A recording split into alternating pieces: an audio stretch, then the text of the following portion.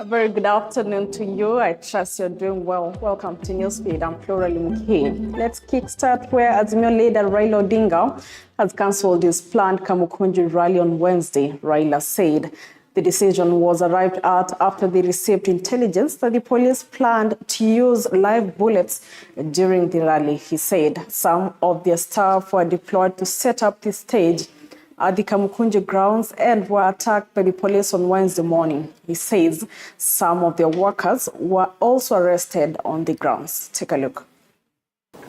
One town to another, one office to another, trying to find a job and finding no job. Parents are tired and ashamed of returning home empty-handed in the evening after an all-day struggle to get something for their families. People are tired of economic and social stagnation they find themselves in. People are tired of rules and askaris everywhere whose sole purpose is to kick every coin we make and take it to Ruto as tax when we go home with nothing for our families. Unfortunately, our otherwise peaceful protest has been accompanied by injuries and possible deaths in various parts of the country. Police have shot, injured, and killed protesters in various parts of the country, including here in Nairobi. Scores of protesters have been arrested for participating in an exercise that is clearly protected by our Constitution. As usual, it is the police maiming and killing the people. Slowly, ours is degenerating into a police state. We must not allow it to happen to our country again. We have always said that these meetings remain peaceful until police decide to break them up with bullets and tear gas. On Monday, I was able to get into town, address Kenyans, and disperse peacefully without any injuries or deaths. This was because police did not try to break up the meeting.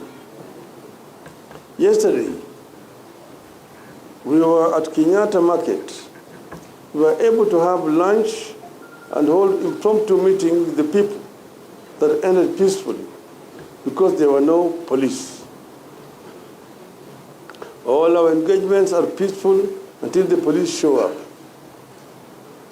Late last night, we received intelligence of a most heinous plan by Kenya Kwanza to ferry armed goons who would attack peaceful attendees of our rally in Kamukunji. These goons had expressed orders to shoot directly into the crowd while enjoying police protection. Early this morning, our crew who had been sent to set up the stage at Kamukunji were attacked and their equipment damaged. And still on matters protest in Kisii, the situation was tense with police using tear gas canisters to disperse pockets of rowdy youth who they say had threatened peace in the capital. Our reporter Kombo Alpayo now joins us live to bring us up to speed on what is happening in that specific county.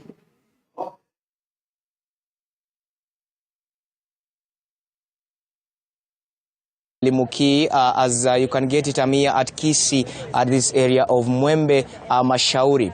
Mwembe Mashauri Road has been so bad since morning. The situation has not been good. And if you may allow me to speak in Swahili, asante sana Limuki. Hapa nipo katika barabara hii ya Mwembe Mashauri ambapo hali haijakuwa mzuri kutoka asubuhi. Tumeona kwamba makabiliano kati ya maafisa hawa wa GSU na waandamanaji katika eneo hili limekuwa ni mvutano wa shika ni kushike, ambapo ukiangalia upande wangu wa nyuma ni kwamba maafisa kweli wa GSU wapo hapa wamesimama ili kuhakikisha kwamba hali ya waandamanaji wameweza kuwashikilia, lakini tumekuwa tukiona kwamba waandamanaji wamekuwa wakirusha mawe kutoka mida ya saa 4 asubuhi mpaka saa hizi.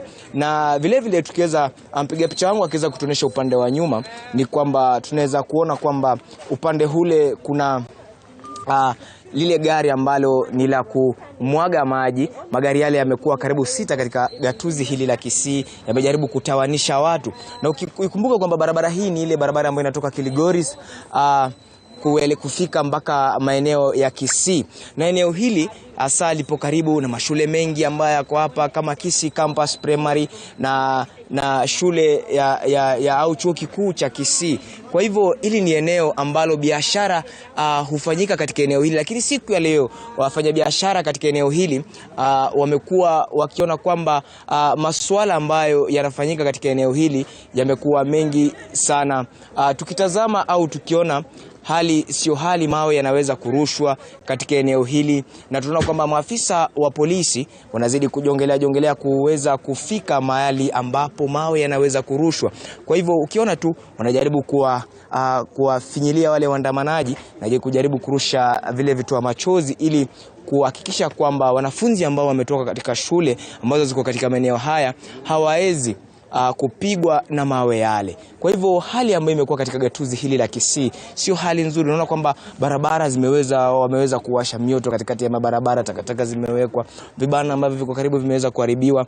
Na kwa hivyo ni kuonesha kwamba hali katika kaunti ya Kisii haijakuwa nzuri kutoka mida ile ya saa 2 asubuhi mpaka mida hii ya saa 10. Kwa hivyo hili ni swala ambalo tutakuwa tunalifuatilia, na tunaona kwamba waandamanaji wanaingia katika vichochoro vingi ambavyo vipo katika eneo hili la Mwembe. Sasa hivi tunaona kwamba maafisa wa polisi wanajaribu tukabiliana na waandamanaji hawa. Ni hali ambayo ni ngumu kufikia sahihi, kwa sababu tunaona kwamba wanafunzi ambao wanatoka shuleni wapo katika hatari, kwa sababu tunaona kwamba barabara hizi hazipitiki. Mabasi ya shule ambayo alikuwa anafika katika eneo hili yanaelekea kupeleka watoto kuelekea maeneo ya Ugembo, Menyinkwa, hayawezi kupita. Wanafunzi wanalazimika kushuka na kuingia katika kando ya barabara ili kuweza kuhakikisha kwamba wapo salama salmini. Ni swala ambalo tutakuwa tunalifuatilia, lakini hiyo ndio hali ambayo niona kwa sasa katika eneo hili la hapa maeneo ya Mwembe. Na tunaona kwamba maafisa wa polisi tu wamejaa katika eneo hili.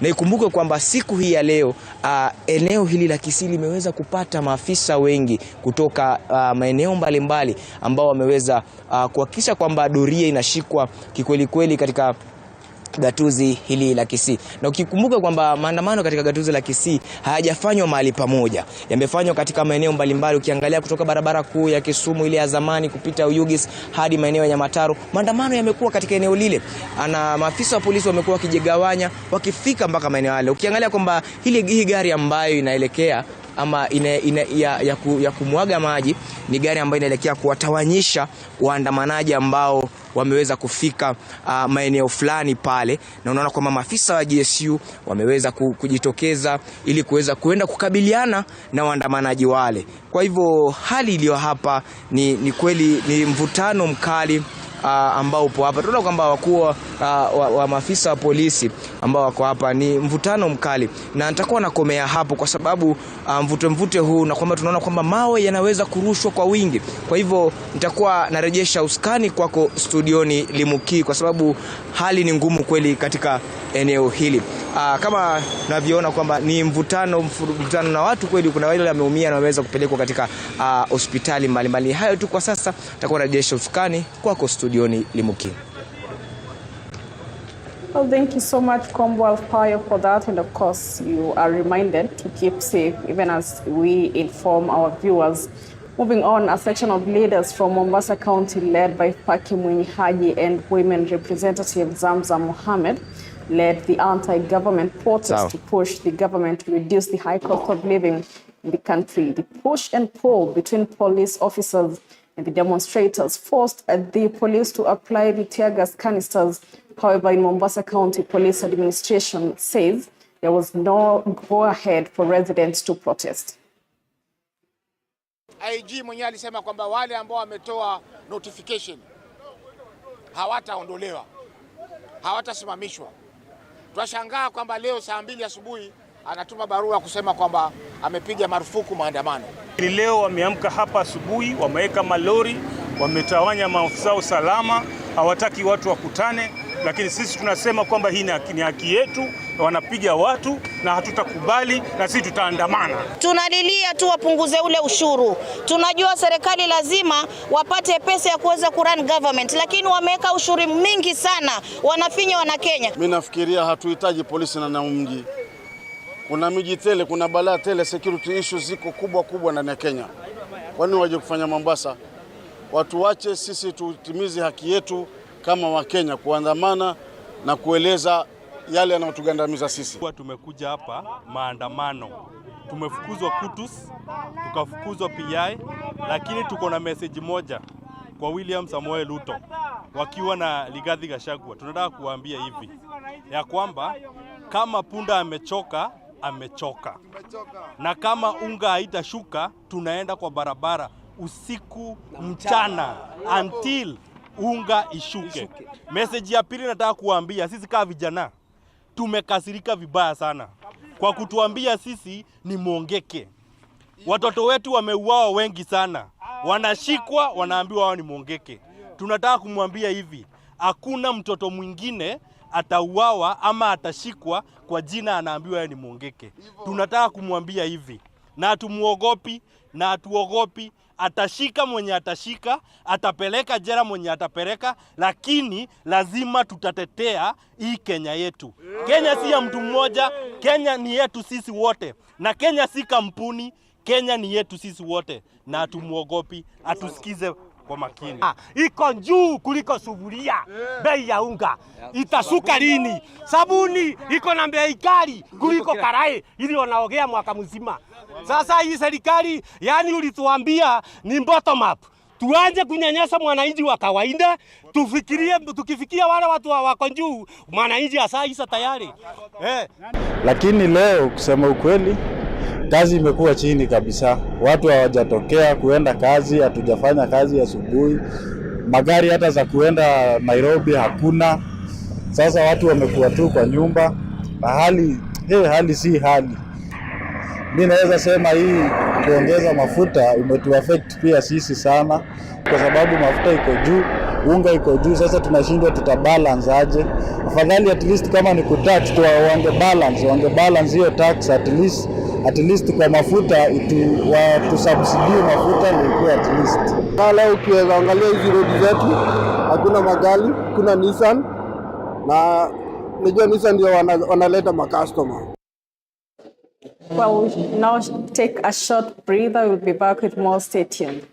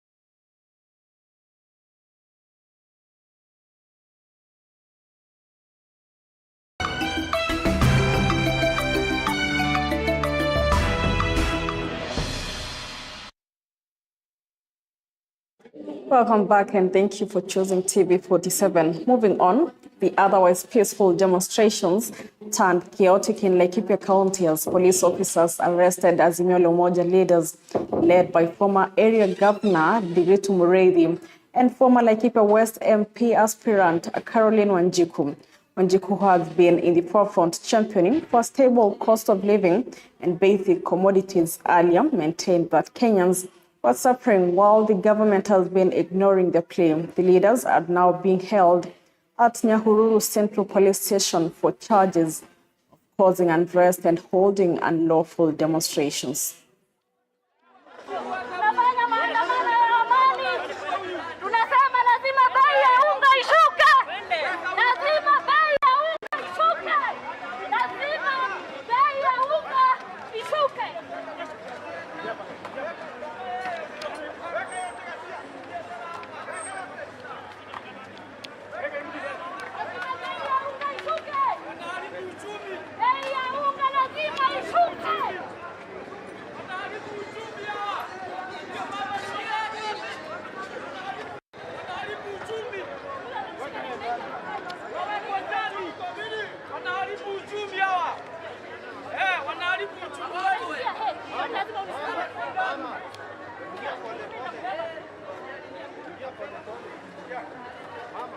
Unangoja nini? Wote wameingia. Unangoja nini?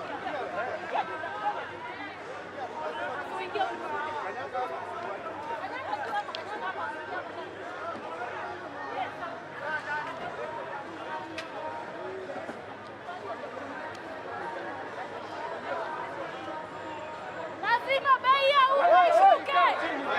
Bei ya unga lazima itashuka. Bei ya unga.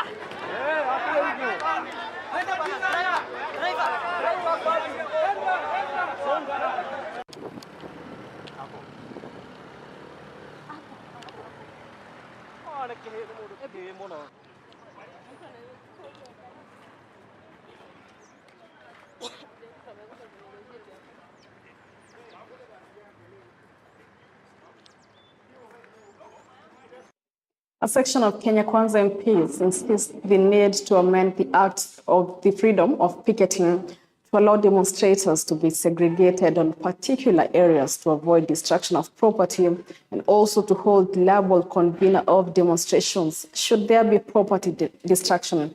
Further, the MPs have called on the Inspector General of Police to arrest the Azimio leaders Raila Odinga for leading illegal demonstrations. A better future than we are in right now.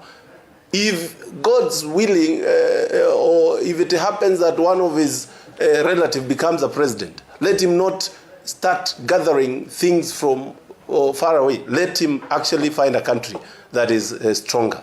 But whatever is happening right now is economic sabotage, and it is unfair to the government.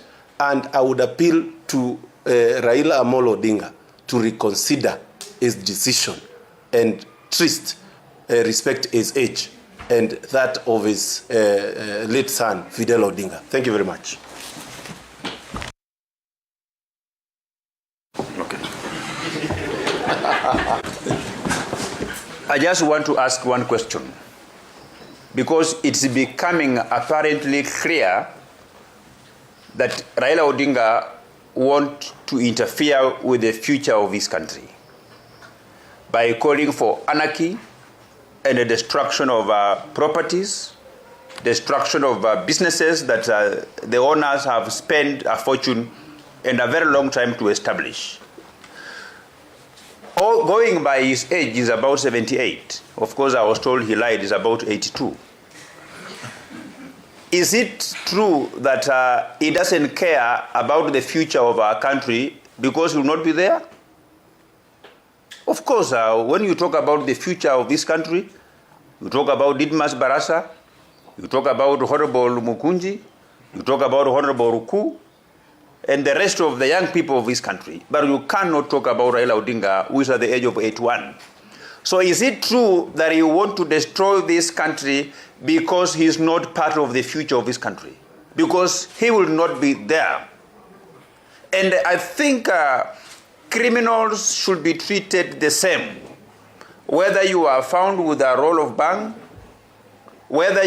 Well, our reporter Elizabeth Mutuku will be giving us more details on that story in our subsequent bulletins at 7 p.m. and 9 p.m. Transport was paralyzed today in most parts of the country following the Matatu drivers' strike. Matatu drivers from Nyeri, Bungoma and Kiambu counties have complained of the high cost of living fuel, which they say affects their business. The drivers, however, expressed optimism that their businesses will resume in the course of the day, upholding that they must earn a living. Sisi tunaongoza maisha ya kiimla, tunateswa, tunakaa kama madikteta wa kivita. Leo iwe mwisho. Ati lazima license yako ikiisha, ati lazima uende ukienda cyber, ati lazima uende shule. Sasa hiyo mambo yote imetufinyiria sana. Wa barabara na watu wa NTSA. Je, barabara ambayo tunaijua tuseme kutoka Mombasa mpaka Malaba, mahali penye kunafanyika ajali nyingi, utakuta ya kwamba hiyo barabara haina signpost, road signs kuonyesha hapa ni slip road, hapa. CCTV kwa gari sioni kama itasaidia. Juu kitu ya kwanza hapo ni kufinya, kulingana na uchumi mahali iko, hiyo ni pesa mingi sana. President William Ruto held bilateral talks with his counterpart Ibrahim Raisi of Iran, where the two nations agreed to partner together in areas of agriculture, livestock, culture and heritage, information, ICT, fisheries, housing, urban and metropolitan development, that's in a bid for sustainable growth. Areas of interest for the Kenya Kwanza government was on enhancing its trade volumes with Iran and facilitate the export of more tea, meat and other agricultural products to Iran, which will also act as a key entry point to Central Asian countries. President Ruto reiterating this collaboration will help in delivering the agriculture value chain of our bottom-up economic transformation agenda. And through Iran to the Central Asian countries. We have 12 countries in the Central Asian region with a population of almost 300 people, and Kenya believes that's a strategic market for our agricultural exports. Stronger collaboration with Iran is important for us in delivering agricultural value chain of our bottom-up economic transformation agenda. It is also encouraging to note that trade volumes between our two countries have been on a steady upward trajectory. Kenya exported tea worth $28.4 million US, about 4 billion shillings, to Tehran in the first quarter of this year, which is an 8-fold increase from sales for the same period last year. We have increased 8 times our export of tea in the first quarter of this year to Iran. Kenya attaches great significance to the Iranian market since it is one of the most valued export destinations for our tea. Kenya is also highly encouraged by the great interest shown by Iran in promoting technological and entrepreneurial innovation